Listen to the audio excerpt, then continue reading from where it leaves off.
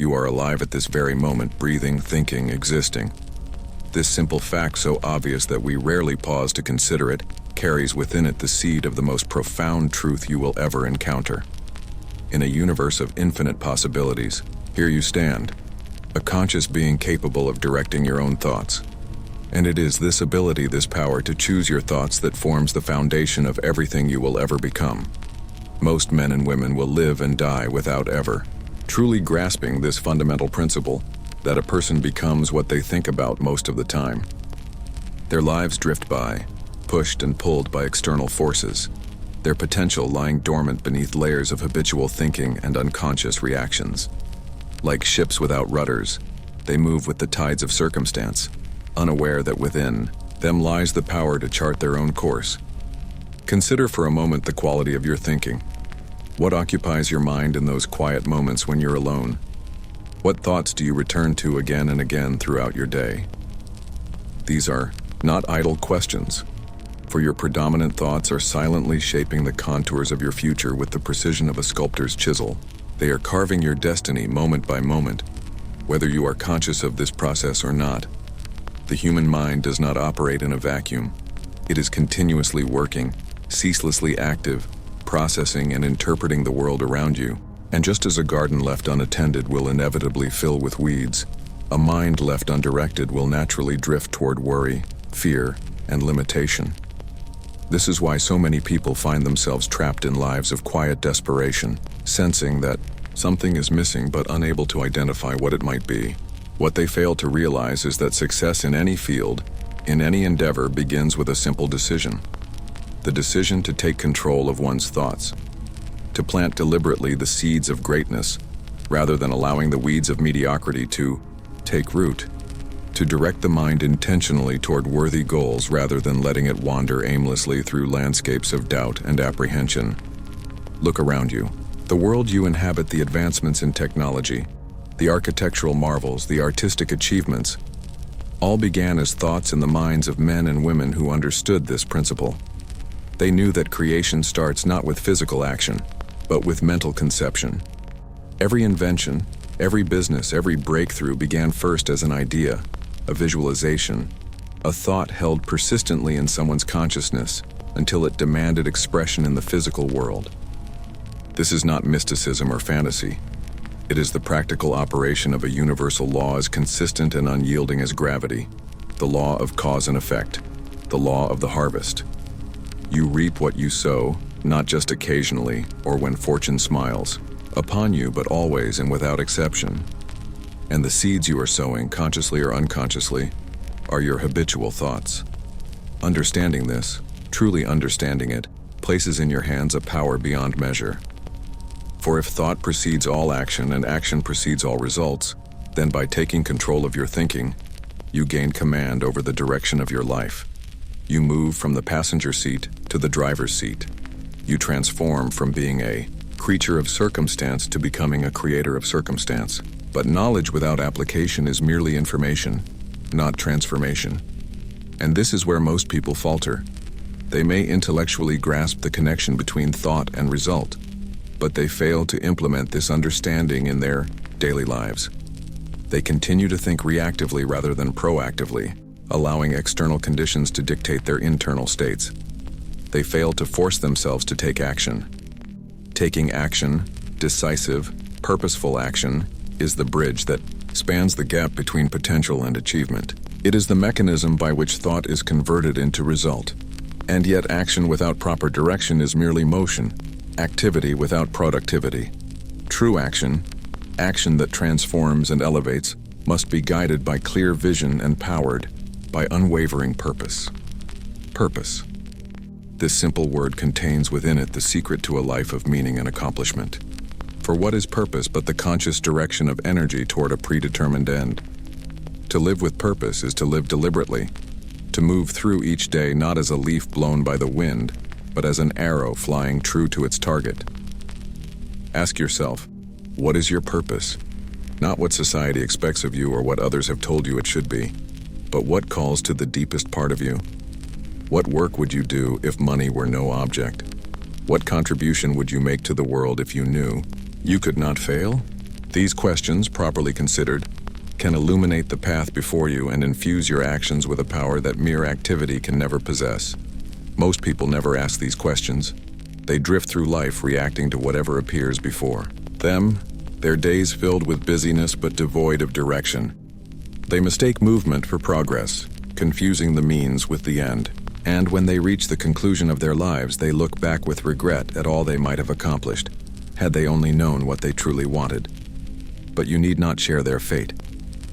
By defining your purpose with clarity and precision, you create a compass that will guide your actions through even the most turbulent of circumstances. You establish a standard against which all decisions can be measured. Does this choice move me toward my purpose or away from it? Does this action align with my highest vision for my life or contradict it? With purpose as your touchstone, such questions become simple to answer, and the path forward becomes increasingly clear. However, clarity of purpose, while essential, is not sufficient. For between understanding and achievement lies the crucial element of belief. You must believe, with unwavering conviction, that you are capable of realizing your vision. You must know beyond the shadow of doubt that the resources and abilities required for success either already exist within you or can be developed through persistent effort. This belief, this absolute certainty, is what distinguishes the achiever from the dreamer. Both may see the same vision, but only the achiever possesses the deep-seated confidence that brings that vision into reality. The dreamer hopes. The achiever knows. And it is this knowing that fuels the persistence required to overcome obstacles, navigate setbacks, and continue moving forward when others would abandon the journey. Doubt is the great saboteur of achievement. It creeps into the mind like a thief in the night, stealing confidence and replacing it with hesitation. It whispers of past failures and magnifies present difficulties. It paints pictures of future disappointments and invites you to accept limitation as your natural state. And worst of all, it disguises itself as wisdom, presenting itself as prudent caution rather than the paralysis it truly represents. To combat doubt, you must cultivate its opposite, faith. Not blind faith, not wishful thinking, but reasoned, faith grounded in understanding. Faith in the laws that govern achievement. Faith in your ability to learn and grow. Faith in the connection between cause and effect, between effort and result. This kind of faith is not a passive hope, but an active force of conviction so powerful that it compels action, even in the face of uncertainty. And here we arrive at perhaps the most essential element of achievement, action itself. For all the knowledge, purpose, and belief in the world amounts to nothing without the willingness to act, to move, to start. The greatest dreams remain unrealized, not because they are impossible, but because they are never begun. The most brilliant ideas fade into obscurity not because they lack merit, but because they lack implementation. Most people wait. They wait for the perfect moment, the ideal circumstances, the absolute certainty that their efforts will succeed. They wait for fear to subside, for doubt to disappear, for confidence to reach some imagined threshold. And in waiting, they forfeit the very opportunities that might have led to the conditions they seek. The truth, simple yet profound, is that action precedes clarity. Movement creates momentum. Starting generates the energy required for continuation.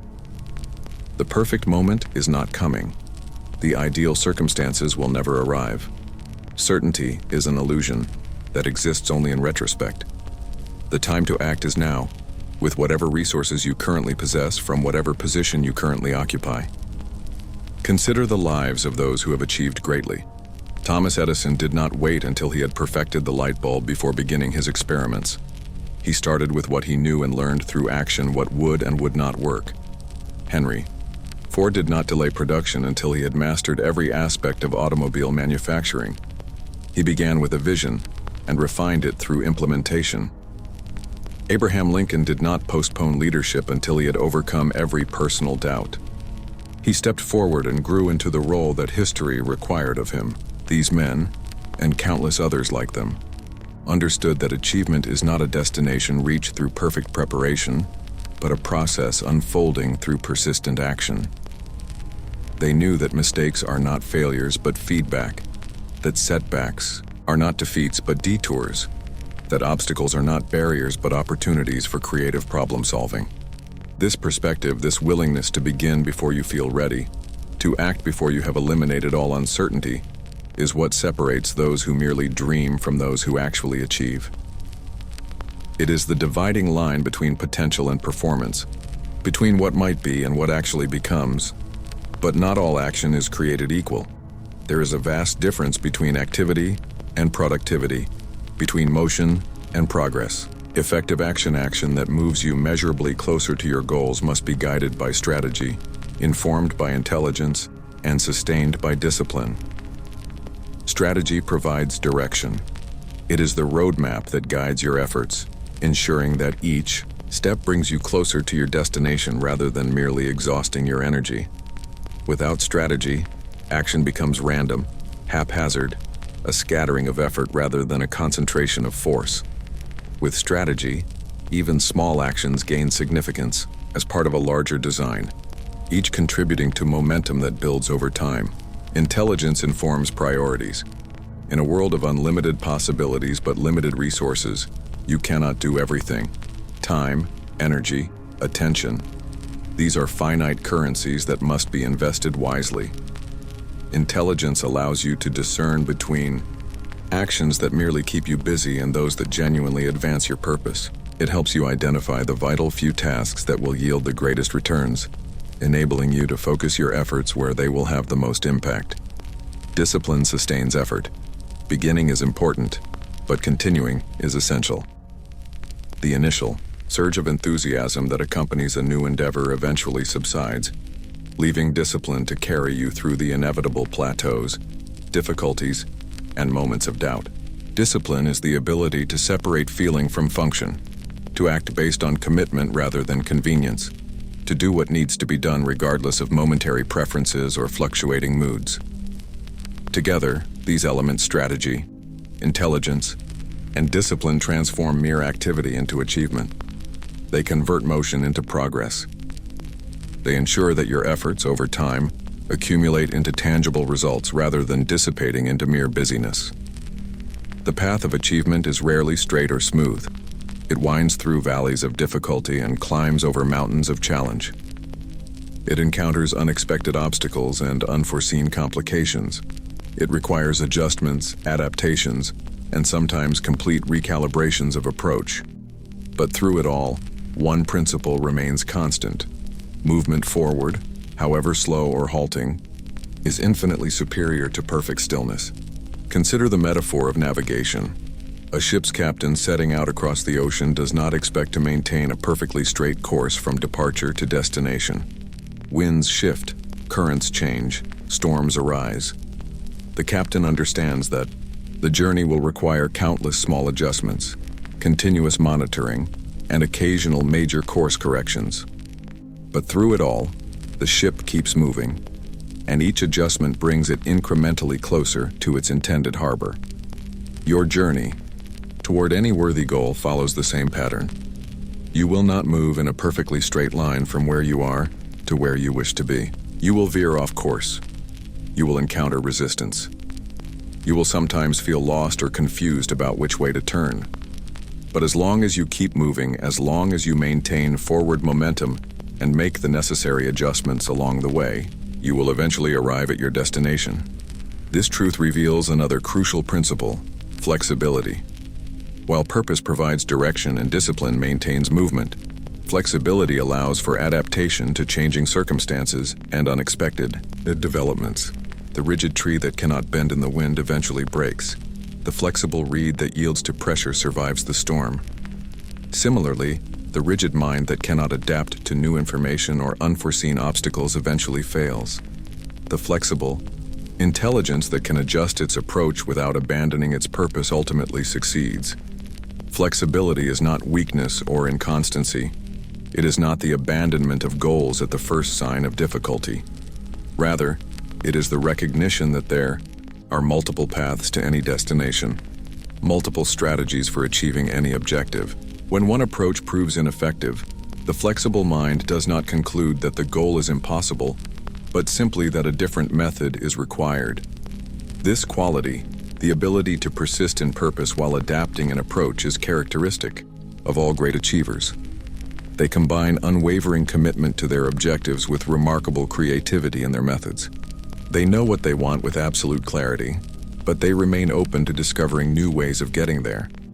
They are simultaneously fixed in destination and fluid in direction. Such flexibility requires a special kind of intelligence, the ability to learn continuously, to extract wisdom from experience, to recognize patterns and principles beneath surface appearances. This learning mentality, this perpetual openness to growth and development is perhaps the most valuable asset you can cultivate on your journey toward achievement. Most people stop learning when they leave formal education. They acquire a certain base of knowledge and skills, then spend the rest of their lives operating within those boundaries, applying what they already know rather than expanding their capabilities. They become like runners who train to a certain level of fitness and then merely maintain that standard, rather than pushing beyond it to new heights of performance. But true achievement requires continuous growth. The skills that brought you to your current position will not necessarily carry you to your desired destination. The knowledge that served you in the past may prove insufficient for the challenges of the future.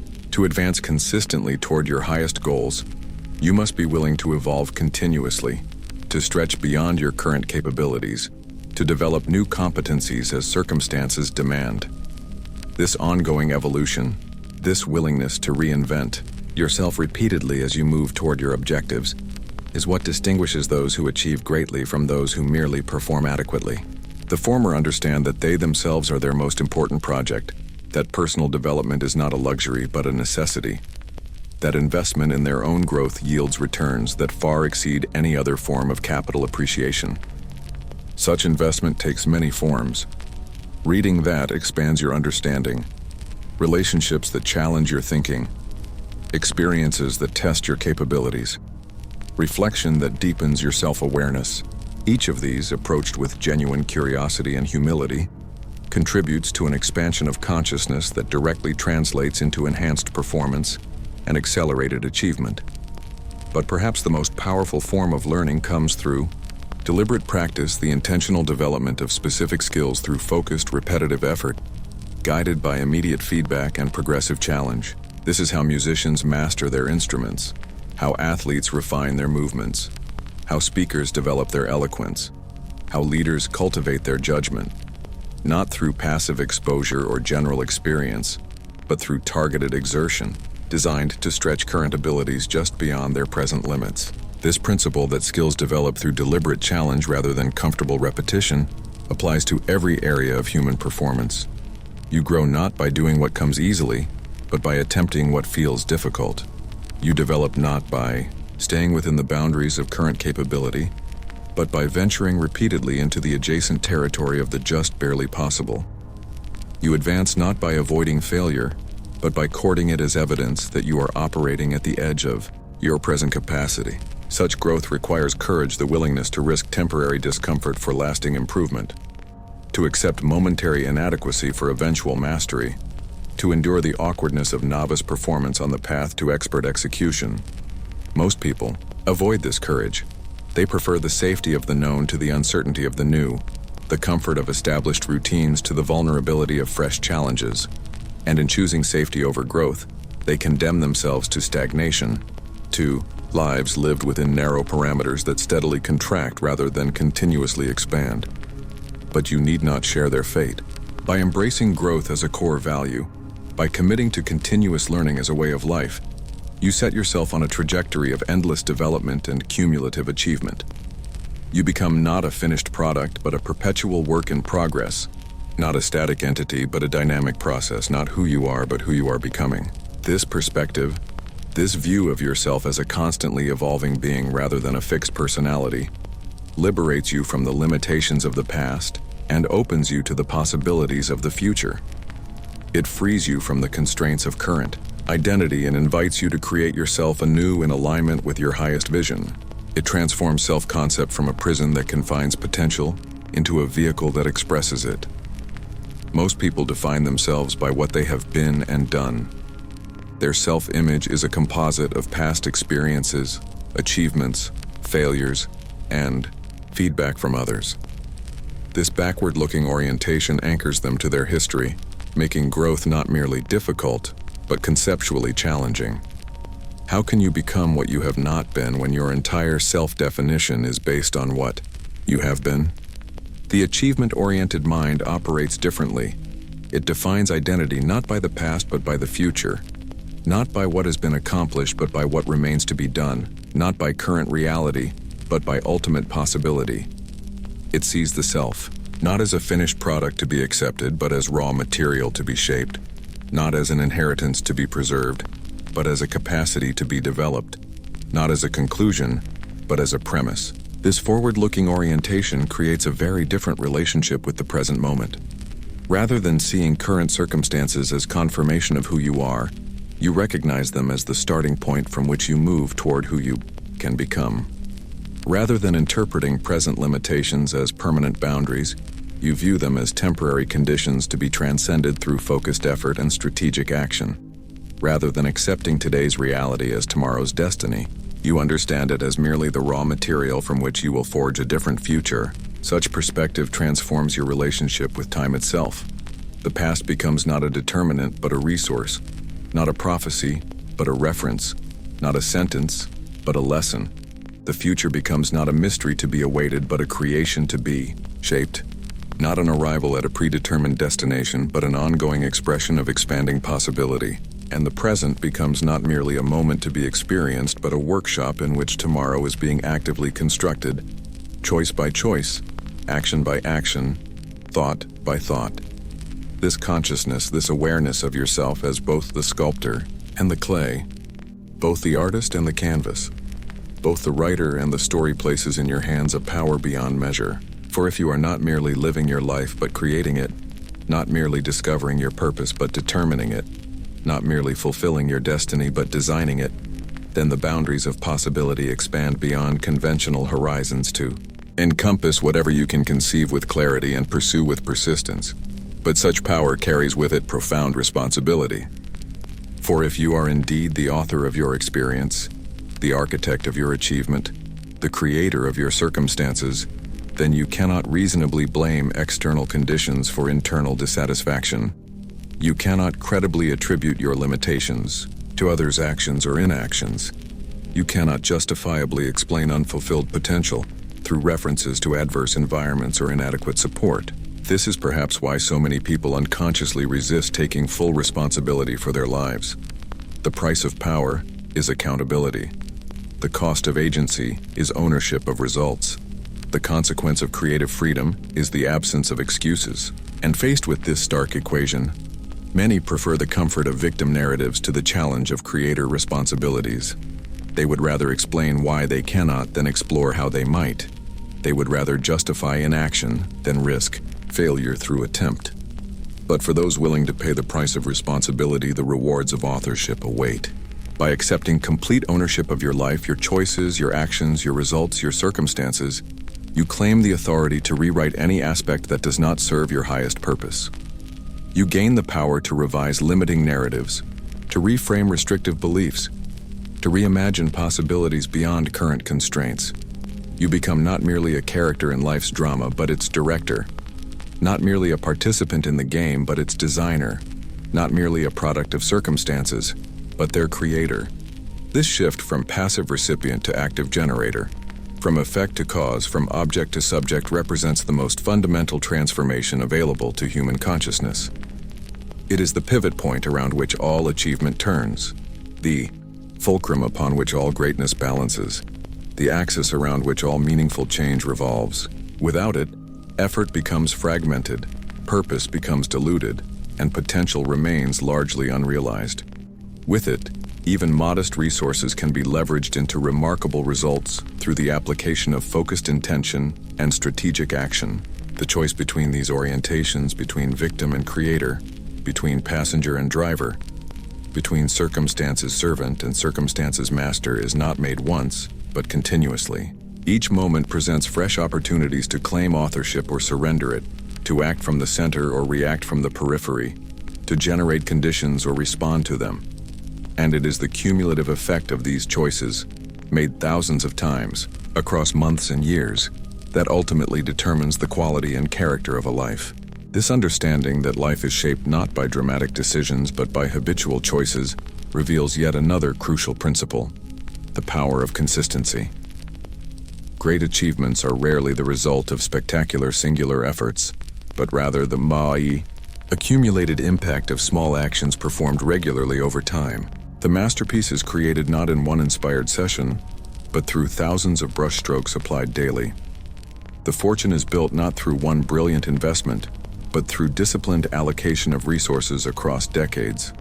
The transformed physique is developed not through one intense workout, but through persistent training sustained through changing seasons and circumstances.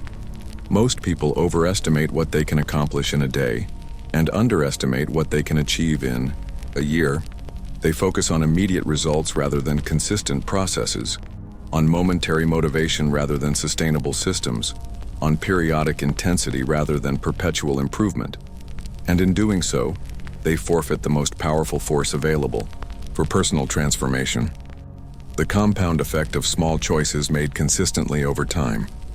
This principle that greatness is grown gradually rather than seized suddenly runs counter to contemporary culture's emphasis on immediate gratification and overnight success. We are surrounded by stories of instant celebrities, rapid fortunes, and miraculous transformations. What receives less attention are the years of preparation that preceded the sudden breakthrough, the countless hours of practice behind the overnight success, the thousands of unsuccessful attempts that led to the miraculous discovery. But those who achieve greatly understand this reality.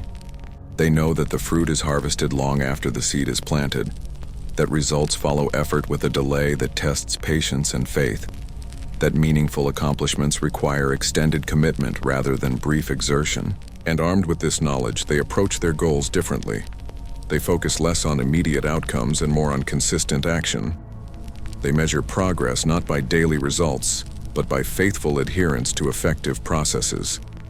They judge themselves not by momentary achievements but by persistent alignment with their highest purposes.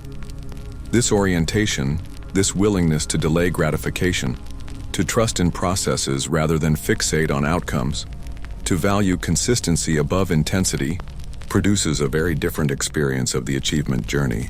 Rather than a series of frantic sprints punctuated by exhausted collapses, it becomes a steady march sustained by quiet discipline and fueled by deepening purpose.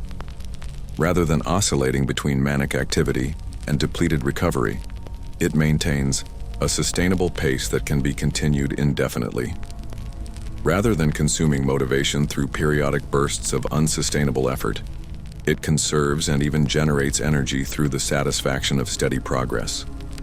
Such an approach requires a special kind of maturity, the ability to value distant rewards above immediate pleasures, to prioritize meaningful accomplishment over momentary comfort, to choose significance over convenience. This maturity, this capacity to subordinate present impulse to future purpose is perhaps the most reliable predictor of ultimate achievement in any field of endeavor. For at its core, achievement is not merely about talent or opportunity or even effort. It is about the direction of that effort, the sustainability of that effort, the consistency of that effort over time. It is about the alignment between daily actions and ultimate aspirations, between moment-by-moment choices and life's highest purposes. It is about closing the gap between knowing and doing, between understanding and implementation, between intention and execution. And here we arrive at the essential challenge that confronts every individual who aspires to achievement: the challenge of force. Not force applied to others, but force applied to oneself. The force required to overcome inertia. The force needed to resist distraction. The force necessary to continue when motivation falters and enthusiasm wanes. The force demanded by any worthy purpose when its pursuit becomes difficult, tedious, or temporarily unrewarding. Most people wait for inspiration before taking action. They depend on feeling motivated before moving toward their goals. They require emotional alignment before engaging in necessary activities. And in doing so, they place the cart before the horse. For emotion follows motion more reliably than motion follows emotion. Motivation is not the precursor to action, but its product. Inspiration does not precede effort, but emerges from it. Enthusiasm is not the catalyst for beginning, but the consequence of progress. The achiever understands this sequence. They know that waiting for the right feeling before taking the right action is a recipe for inconsistency and underperformance. They recognize that mood and motivation fluctuate naturally, while achievement requires constancy of effort regardless of emotional state. And armed with this understanding, they develop the capacity to act from commitment rather than convenience, from purpose rather than preference, from discipline rather than desire. This capacity to do what needs to be done regardless of momentary feelings about doing it is the essence of self-mastery. It is the ability to direct your actions through conscious choice rather than automatic reaction, to govern your behavior through reasoned decision rather than emotional impulse, to determine your course through deliberate intention rather than habitual pattern. It is, in the most literal sense, the power to force yourself to take action aligned with your highest purposes, even when such action contradicts your immediate preferences. Such self-mastery is not achieved overnight. Like any skill, it develops through practice, through repeated instances of choosing purpose over preference, commitment over comfort, growth over gratification.